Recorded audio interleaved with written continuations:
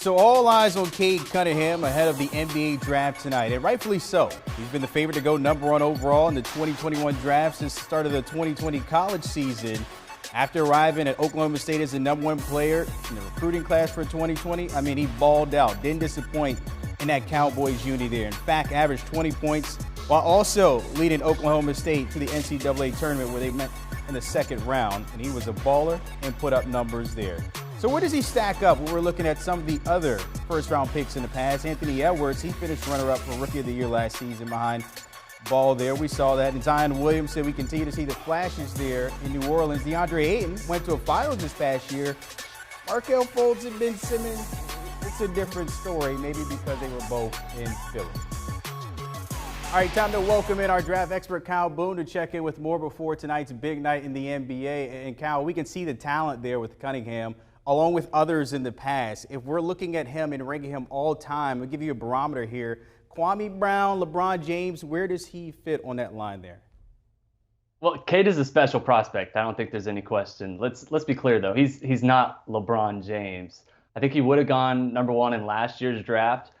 But here's the deal. Jalen Green probably would have gone #1 in last year's draft. Evan Mobley would have gone #1 in last year's draft. So the fact that he is clear-cut the #1 guy in this year's draft, I think speaks to just how strongly the NBA views Cade and his overall prospects in the NBA. He has a chance to be one of the best #1 pick prospects of the last decade, along with Kyrie Irving and Anthony Davis and Zion Williamson. This is a special player. The size, I think, makes him just a special prospect. The way he can make plays for himself and for others. He's an above 40% three-point shooter. So everything about his game, I think, will translate to the NBA level. I think he's a future all-star that we're looking at and potentially in Detroit with the Pistons. How, what makes him so special? When you think about the #1 pick overall, you got to have that it factor. We see the height, we see the shooting ability, the leadership skills. What really sticks out to be #1 here tonight? It's the size. You know, he's 6'8" and he can run your offense. He can initiate your offense.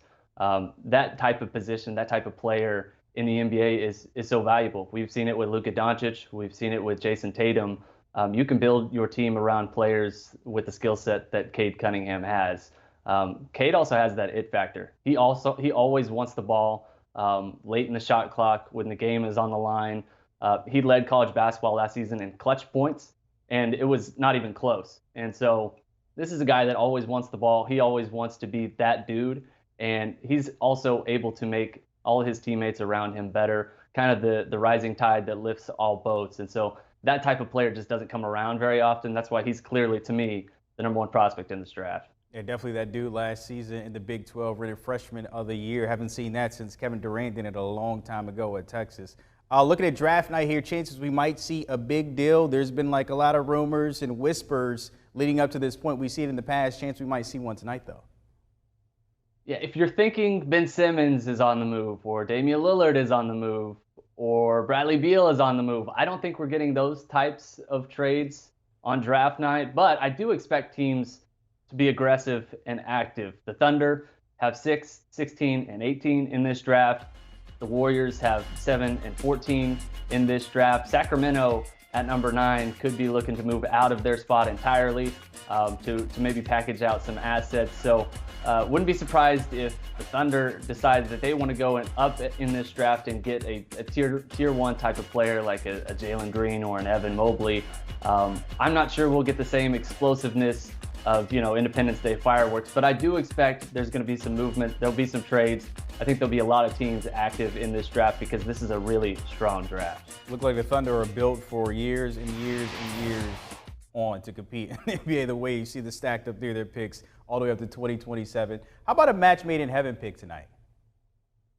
Yeah, I've got 2 guys that I think are going to be hitting the pearly gates tonight. The first one is Evan Mobley at #3 to the Cleveland Cavaliers. To me, I think it's a perfect fit. Cleveland has some really interesting young prospects. Darius Garland there in the backcourt, Colin Sexton in the backcourt.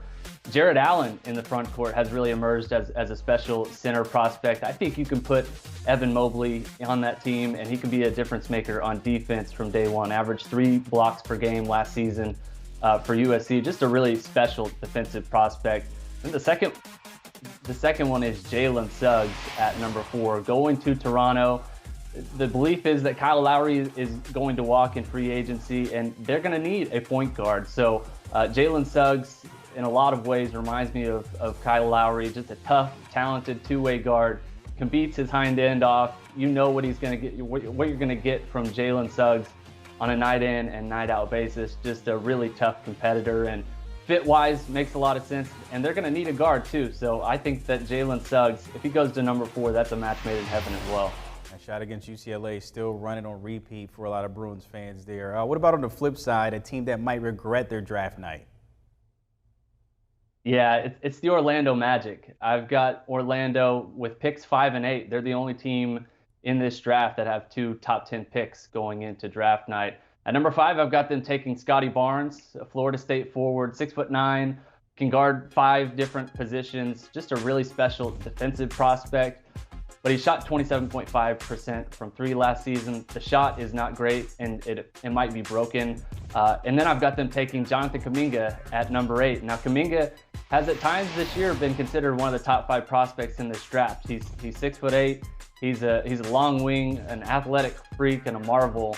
But he shot 24.6% from 3 last season. So guess what, Brandon?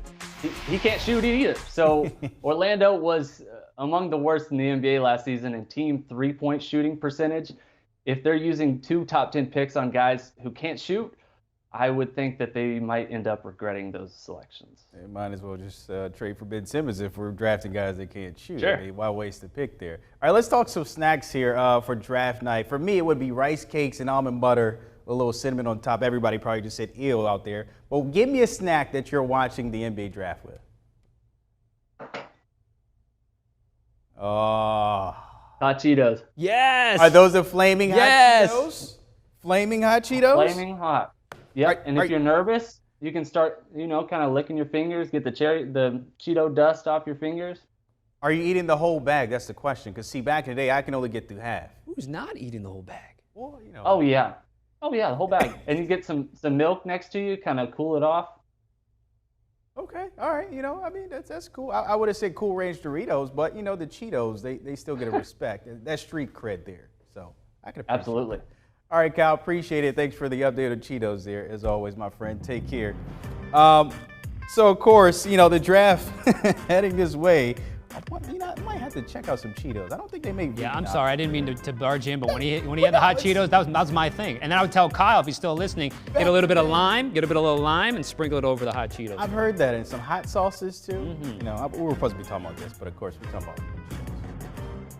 Want a sports network that delivers everything that matters about the game? The highlights, the picks, the instant analysis. No yelling, no fake debates, no politics. Hit the subscribe button and never miss a moment.